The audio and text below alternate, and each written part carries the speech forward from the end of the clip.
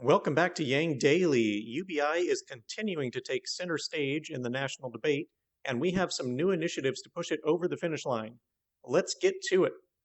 Humanity for Yang got a new hashtag trending and trending very strongly.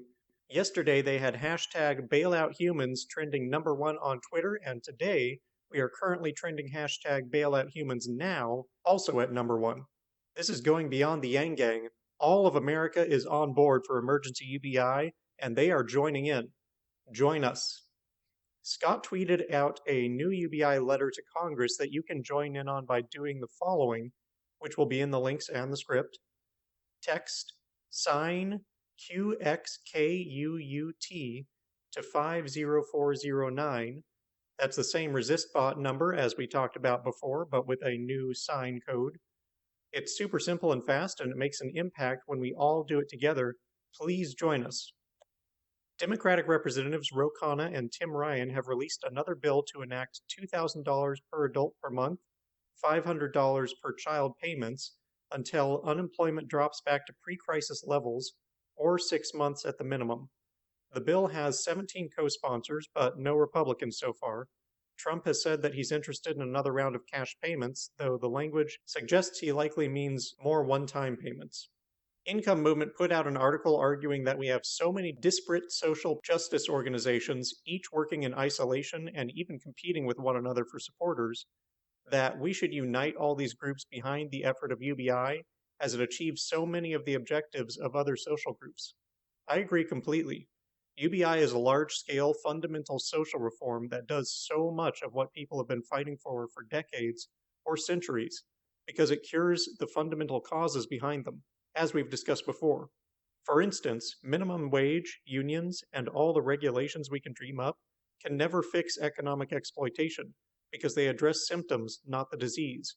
You can never regulate away exploitation. You can only remove the leverage that makes the exploitation possible. The leverage is wage slavery. As long as we are forced to be employed in order to survive, employers will always have power over us, just as a landlord can have power over someone who can't afford to move. In a world where basic necessities must be bought, the obvious solution to this is to provide every citizen a basic income as a right of citizenship. Not enough to be wealthy, but enough to cover basic needs under modest cost of living conditions.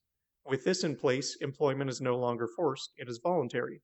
Every form of exploitation that we fought to regulate and failed to stop for the last century is nullified because a worker can simply walk away, and they know that they will be all right.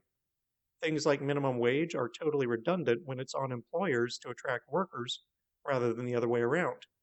UBI achieves everything a minimum wage aims for and much, much more, all without the negative effects of putting small businesses at even greater disadvantage and encouraging businesses to cut back on employment costs with hour reductions, layoffs, or automation. And that's just the tip of the iceberg of what UBI does for us. For this reason, I think we should make a concerted effort to rally all the social groups behind our cause.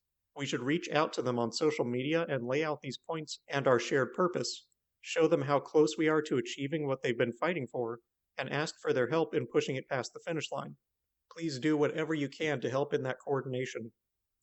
Moving on, now that Joe Biden is the only choice remaining, Obama has finally, and I must assume reluctantly, come out to endorse him for president in a video. He said he's proud to endorse Joe, but let's be real, no one is proud to endorse Joe. We just have no other choice but Trump at this point because our democracy is horribly broken. Speaking of endorsements, Marianne Williams seems to have endorsed Mike Breuer as the candidate to beat Mitch McConnell. She tweeted, quote, "A great progressive candidate running for the Dem nomination to take on Mitch McConnell. He's an ex-Marine and a farmer. After the president, McConnell is the most important person to send into retirement. Please check out Mike Breuer and help him get there." End quote. A new behavioral science paper was published not long ago that studied the connections between one's ability to fight off infection and social factors that impact health, such as stress, socioeconomic status, social isolation, negative affect, and childhood adversity, all of which were found to make one more vulnerable. And what is probably the single most efficient way to address all of those factors at once? Yep, UBI. So in addition to the millions of other benefits of UBI, you can now use this as evidence that resilience to disease is yet another one. I know that UBI gets criticized sometimes as being seen as a social panacea, but quite frankly, that's because it damn near is. Axios CEO Jim VandeHey hosted a conversation on the future of financial tech and had Yang on as one of the guests. They discussed an emergency UBI, data rights, and what the pandemic is doing to the workforce now and going forward.